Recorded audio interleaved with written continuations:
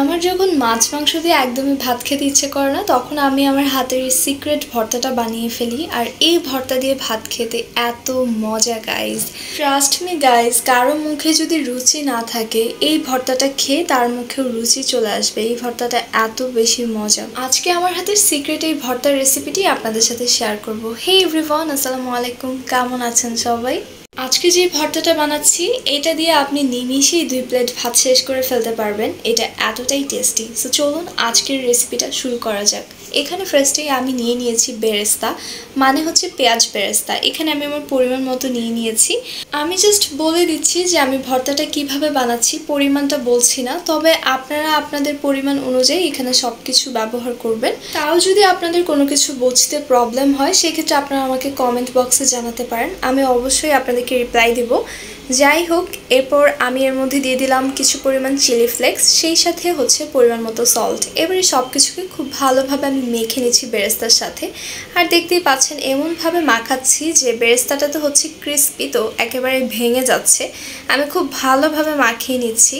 আর আজকে যে আমার হাত কি জ্বলবে সেটা আপনারা বুঝতেই পারতেছেন।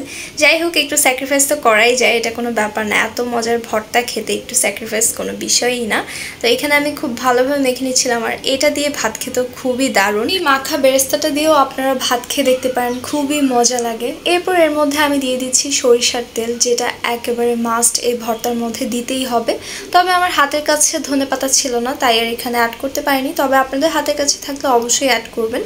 আজকের এই ভর্তাটা কিন্তু আমি কোনো রেসিপি দেখে করছি না, এটা আমার নিজের সিক্রেট রেসিপি, সেটাই আজকে আপনাদের সাথে শেয়ার করছি। আই হোপ আমার আজকের এই ভর্তার রেসিপিটা আপনাদের কাছে অনেক বেশি ভালো লাগবে। আর খেয়ে তো অবশ্যই আমাকে কমেন্ট করে জানাবেন যে আপনাদের কাছে কেমন লেগেছে। আমার বাসার সবাই তো এই ভর্তাটা অনেক বেশি পছন্দ করে আমার হাতের। আম্মু বলছিল যে তুমি এটা মাস্ট তোমার পেজে শেয়ার করো, কারণ সবাই অনেক বেশি পছন্দ করবে। দ্যাটস ওয়াই আপনাদের সাথেও আজকে শেয়ার করে ফেললাম। সরিষার তেলটাকে খুব ভালোভাবে বেরেস্তার সঙ্গে মাখিয়ে এর মধ্যে এখন আমি দিয়ে দিচ্ছি আলুটাকে ফার্স্টে আমি চটকিয়ে নিচ্ছি, এরপর সব কিছুকে একসাথে করে মেখে নিব।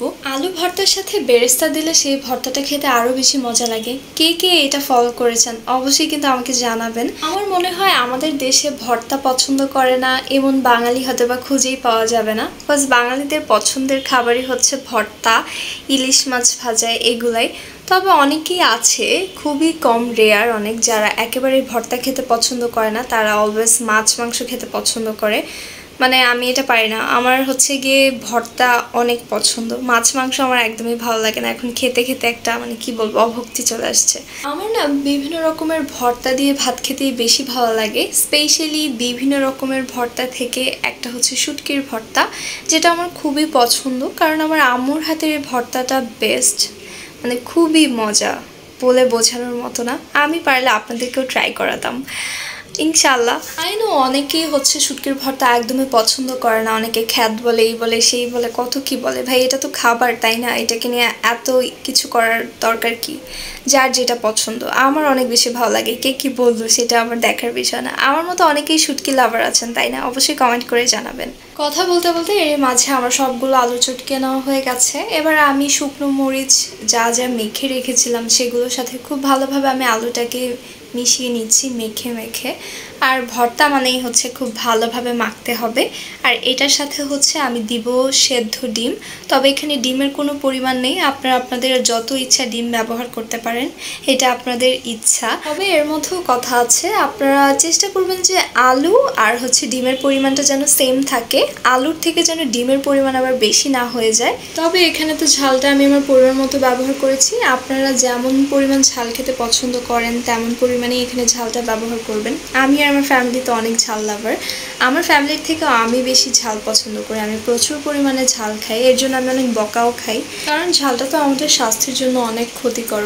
সবই বুঝি জানি, তারপরও ক্রেভিং হলে ঝাল খাওয়া স্টার্ট করে দিই, এটা আমার খুবই ব্যাড হ্যাবিট। যাই হোক, এরপর হচ্ছে এর মধ্যে আমি দিয়ে দিলাম সেদ্ধ করে রাখা ডিম। আর ডিমটাকে ফার্স্টে চটকিয়ে এরপর আলুর সাথে খুব ভালোভাবে মিশিয়ে নিচ্ছি।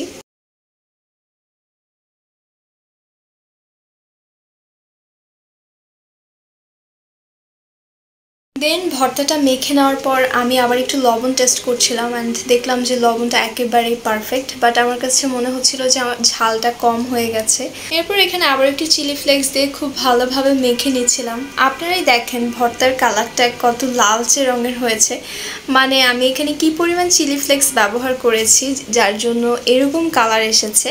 বাট তারপর আমার কাছে মনে হচ্ছিল যে না, ঝালটা কম হয়েছে, তাই আমি আবারও চিলি ফ্লেক্স দিয়েছি। তাহলে বুঝেন গাইজ আমি কি পরিমাণ ঝাল লাভার। যাই হোক, এরপরে হচ্ছে আমার কাছে মনে হয়েছে যে না, এবার ঝালটা একেবারেই পারফেক্ট। এই তো খুব সহজেই তৈরি করে ফেললাম আমার হাতের স্পেশাল আলু ভর্তা। এবার হচ্ছে আমি এগুলোকে গোল গোল শেপ করে নিচ্ছিলাম, কজ এগুলো আমি ভাতের সাথে এখন সার্ভ করব অ্যান্ড সবাইকেই সার্ভ করে দিব। এরই মাঝে আমি আমার প্লেট সাজিয়ে নিয়েছি ভর্তা, ভাত আর সেই সাথে হচ্ছে শুকনো মরিচ। শুকনো মরিচ না হলে তো হবেই না, এর জন্য আমি এখানে 2টা শুকনো মরিচ টেলে নিয়েছি, সেই সাথে ভাতের সাথেও সার্ভ করে নিয়েছি। এখন খাওয়ার পালা। এখানে ছিল গরম গরম ভাত। এই মুহূর্তে কার কার এই ভর্তাটা দেখে খেতে ইচ্ছে করছে কমেন্ট করে জানাবেন। তো এই তো এখন হচ্ছে আমি খাচ্ছি, মানে আমার হাতের স্পেশাল ভর্তাটা দিয়ে আমি ভাত খাচ্ছি। খুবই মজার হয়েছিল ভর্তাটা, আর কি বলবো, আপনারা আসলে ট্রাই করলেই বুঝতে পারবেন। এখানে আমি শুকনো মরিচ বাইট দিয়ে দিয়ে খাচ্ছিলাম, আরও বেশি মজা লাগছিল।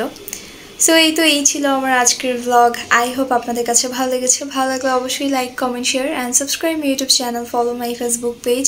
দেখা হচ্ছে নেক্সট কোনো ব্লগে। সেই পর্যন্ত সবাই সুস্থ থাকবেন, ভালো থাকবেন, নিরাপদে থাকবেন। আমার অ্যান্ড আমার ফ্যামিলির জন্য দোয়া করবেন। Thanks for watching this video. Allah Hafiz.